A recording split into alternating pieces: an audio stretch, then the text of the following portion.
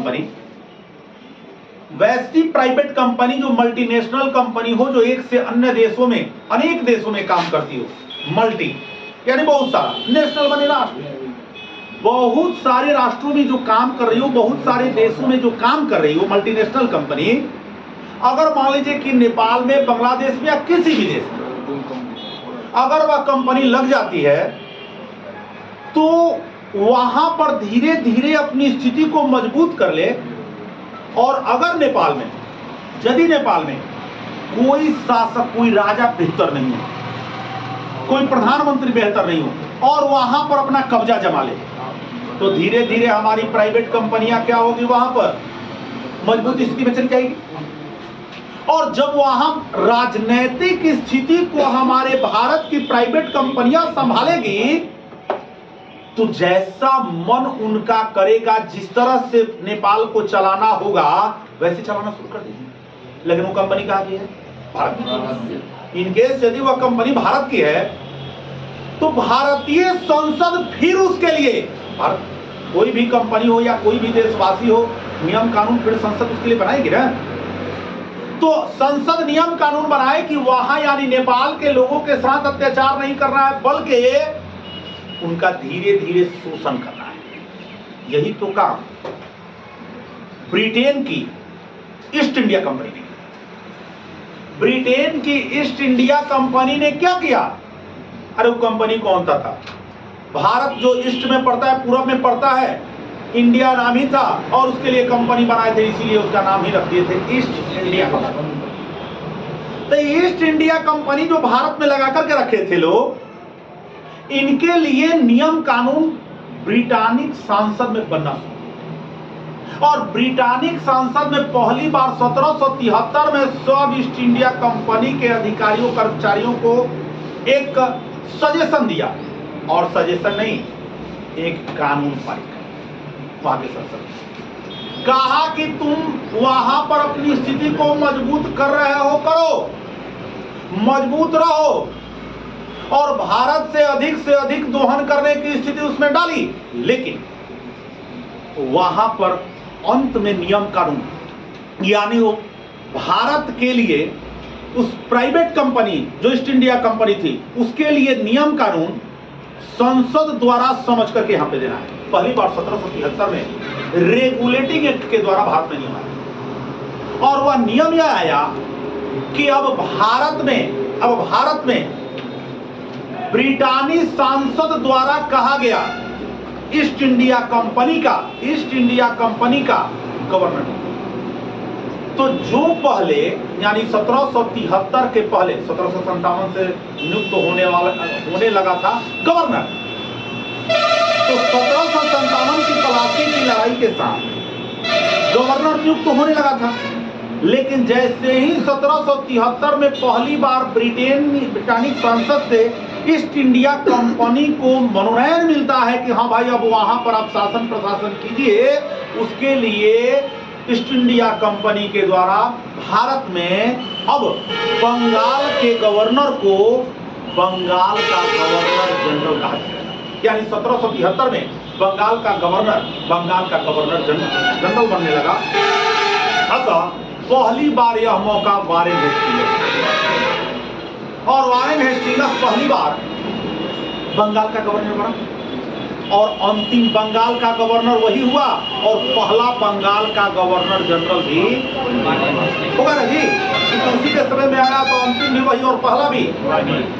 और एक सबसे बड़ा काम हुआ, कह रहा हूं ना, सब विदेशी आए जरूर, लेकिन भारत में अपने शासन प्रशासन को, अपने नियम कानून को वे लोग लिखित रूप से या व्यवस्थित रूप से नहीं थे। लेकिन अंग्रेजों में एक खूबी जरूर थी, सिस्टमेटिक नियम कानून देना शुरू किया। और आते ही पहली बार 1773 में सुप्रीम कोर्ट की स्थापना कर।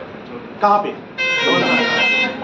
इस सुप्रीम कोर्ट की स्थापना कलकत्ता में कर दिए 1773 में।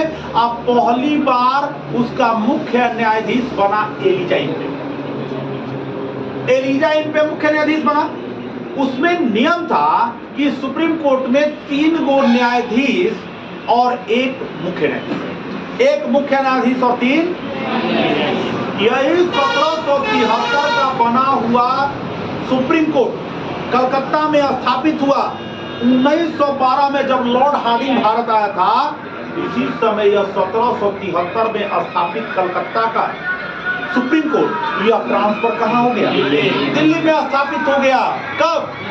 1912 में जब लॉर्ड हार्डिंग भारत आया था, sorry, Lord Hardinge governor general था और जॉर्ज पंचम आया।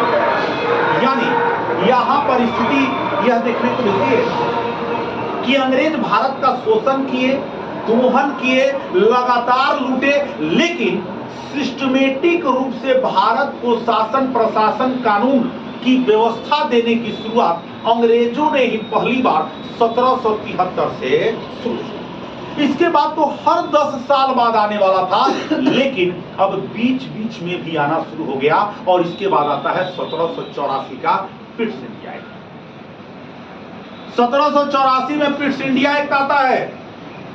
73 के बाद 83 होना चाहिए ना, तनी लेट सेट हो जाएगा तो कोनो दिक्कत आपको नहीं ना, तो तनी सा लेट हो गया। 73 के बदले क्या, सॉरी 83 के बदले क्या आया? 84 में आया। और 84 में आया तो यहां पर बोर्ड ऑफ कंट्रोल का गठन किया। और यह बोर्ड ऑफ कंट्रोल के गठन के साथ ही भारत में अब राजनैतिक मामला को देखने के लिए यह कंट्रोल ऑफ बोर्ड बना दिया गया।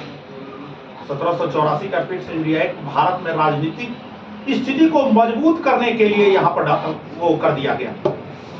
और तब आप जानते हैं कि 1773 के बाद 1784 में पिट्स इंडिया एक्ट और फिर 1793 में चार्टर एक्ट आया। और इस चार्टर एक्ट में क्या खूबी थी?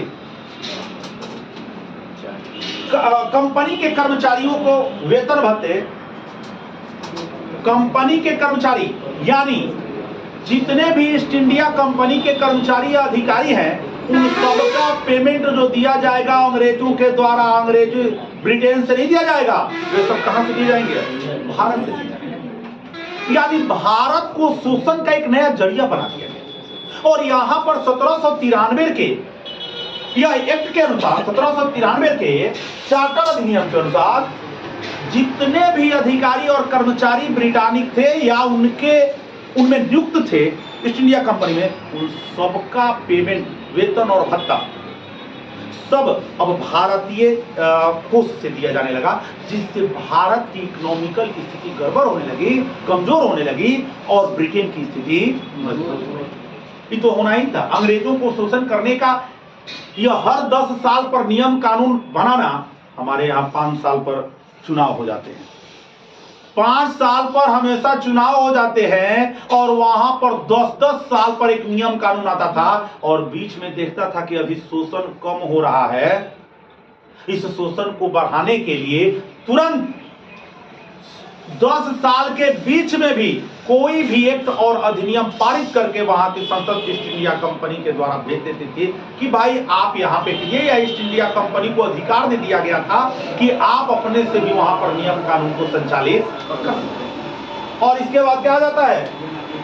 1813 ईस्वी का चार्टर अधिनियम। इसमें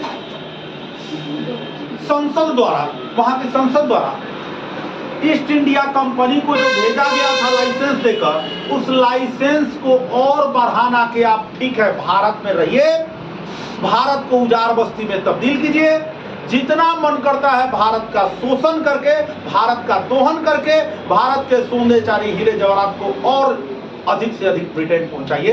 और इसके लिए ईस्ट इंडिया कंपनी को और लाइसेंस को बढ़ा दिया गया ताकि यह अधिक से अधिक अपने भारत का शोषण कर सके। और तब आता है 1833 का चार्टर अधिनियम, जो एक डिटेल रूप से चर्चाएं किया करता है। और यह